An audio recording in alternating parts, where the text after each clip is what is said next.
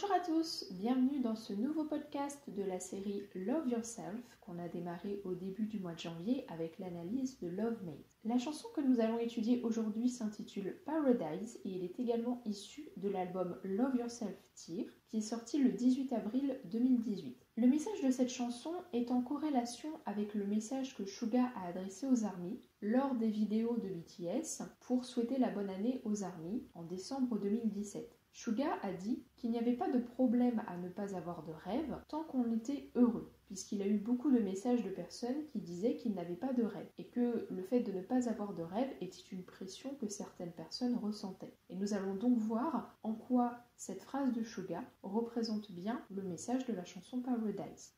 La chanson commence avec les paroles suivantes. Marathon, marathon, la vie est longue, vas-y doucement. 42,195. À la fin, il y aura un paradis de tes rêves. La chanson commence donc avec la métaphore du marathon. Le chiffre qui est présent correspond au nombre de kilomètres d'un marathon. L'idée ici, c'est de dire que la vie, c'est comme un marathon. Il y a une grande distance à parcourir. Il n'y a pas besoin de se presser pour l'accomplir, puisqu'un marathon est une course qui repose sur l'endurance. Il faut donc y aller lentement. À défaut d'avoir une ligne d'arrivée, on a la notion du paradis qui est présentée dans ce passage. Cela implique qu'à la fin de la vie, on a accès à un paradis qui est composé des rêves de l'individu que celui-ci va générer dans sa vie. Le passage suivant entre en contradiction avec ce qui est énoncé au début de la chanson. Mais le vrai monde est différent de la promesse. Nous devons courir, nous devons appuyer sur l'accélérateur. Quand le lance-fusée lance un signal, tu n'as même pas de destination, il n'y a même pas de paysage. Quand tu es tellement essoufflé, tu dois.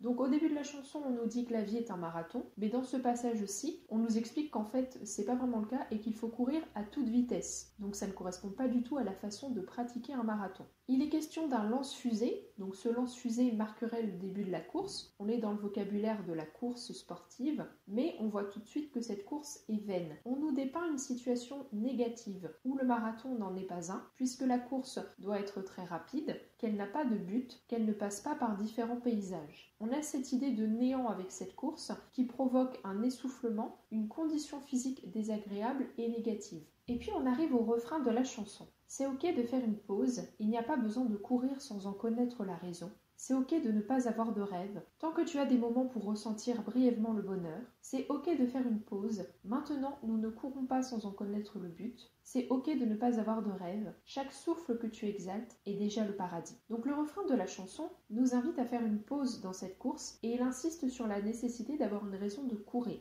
Il contient également une idée essentielle qui est en corrélation avec la phrase de Suga, c'est de dissocier le rêve du bonheur. On peut très bien être heureux sans avoir de rêve. La fin du refrain contient l'idée suivante. Il n'y a pas forcément de but à atteindre, c'est le chemin qui est le plus important. Chaque souffle du marathon de la vie est associé à la fin de ce refrain au paradis. BTS essaye de nous dire ici qu'il n'y a pas besoin de courir pour atteindre un but qui serait un paradis fait de nos rêves. Le fait de faire le marathon de la vie en lui-même est le paradis. Et ça me rappelle une phrase que RM avait dit il y a quelques années dans une interview par rapport à son rapport avec le bonheur justement. Il disait que pour lui le bonheur n'était pas quelque chose à atteindre, c'était un état constant à essayer d'avoir et je trouve que Paradise véhicule beaucoup cette idée à travers cette métaphore du marathon. Le deuxième couplet commence de la façon suivante. Nous rêvons à travers les autres comme la dette. Nous apprenons que nous devons devenir grands comme la lumière. Ton rêve est en fait un fardeau. Si le futur est le seul rêve, alors de quoi ai-je rêvé la nuit dernière dans mon lit? Le deuxième couplet s'attarde sur la pression sociale qu'il y a à avoir des rêves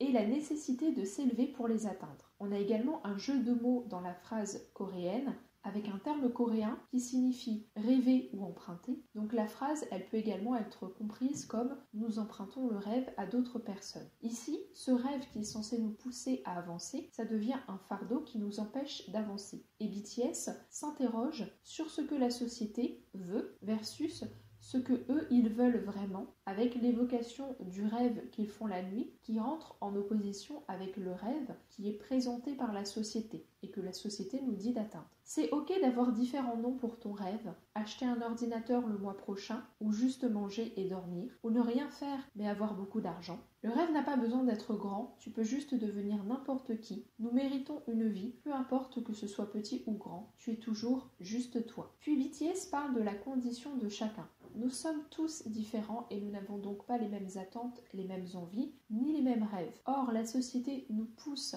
à vouloir un certain type de rêve qui ne correspond donc pas aux attentes de chacun. Et c'est pourquoi ici, BTS énumère différentes choses qui peuvent, pour les gens, être leurs rêves ou rentrer dans la catégorie du rêve et de ce qui les motive. Et ça permet également de montrer qu'il n'y a pas de grands ou de petits rêves, chacun a ses propres attentes et ses propres envies. Le troisième couplet contient les paroles suivantes. Je n'ai pas de rêve, des fois j'ai peur de rêver. Juste de vivre comme ça et de survivre comme ça, c'est un petit rêve pour moi. Rêver un rêve, saisir un rêve, respirer un souffle, parfois c'est trop pour moi. Dire certains vivent comme ci, certains vivent comme ça. Le monde pleut des malédictions sur moi. Le troisième couplet commence avec cette idée très importante et très intéressante.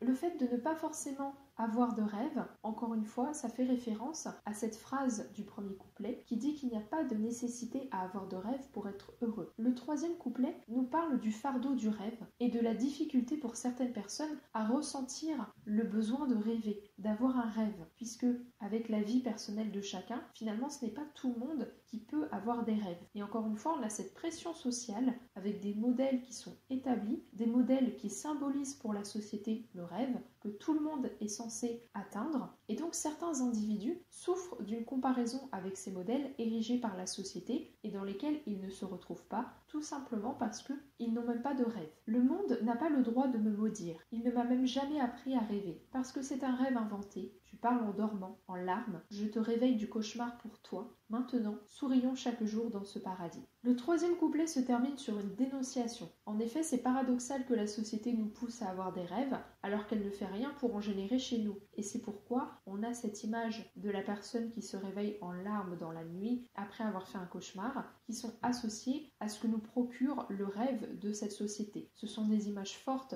à connotation négative qui permettent ici à BTS d'exprimer à quel point ce rêve social a un impact négatif sur nous. Et donc BTS se place ici en personne qui vient réveiller les ARMY de ce cauchemar imposé par la société pour leur apprendre à apprécier le paradis dans lequel ils se trouvent, toujours avec cette idée que le paradis finalement ça correspond à l'état dans lequel on est au quotidien et ça nous invite à vivre sans avoir un but à atteindre mais tout simplement en étant dans un certain état d'esprit au quotidien. La chanson se termine avec un troisième refrain qui est différent des deux premiers. Arrête de courir pour rien mon ami, maintenant arrête la course stupide. Arrête de courir pour rien mon ami, chaque souffle que tu exaltes est déjà le paradis. Donc ce troisième refrain exprime à nouveau cette idée d'arrêter une course qui est futile, inutile, sans but, imposée par la société et qu'au final, il n'y a pas besoin de courir. Donc là, on retrouve la première idée qui est présente au début de la chanson dans le premier couplet. Arrête de courir pour rien mon ami, tu n'as pas à avoir un rêve que tout le monde rêve. Arrête de courir pour rien mon ami, tous les mots qui font de toi qui tu es sont le paradis. Et donc la chanson se termine avec l'idée qu'il n'est pas nécessaire de se conformer aux attentes de la société, ni même d'avoir un rêve, car le simple fait d'être soi, c'est quelque chose de positif. Il n'y a pas à aller chercher une autre condition positive ailleurs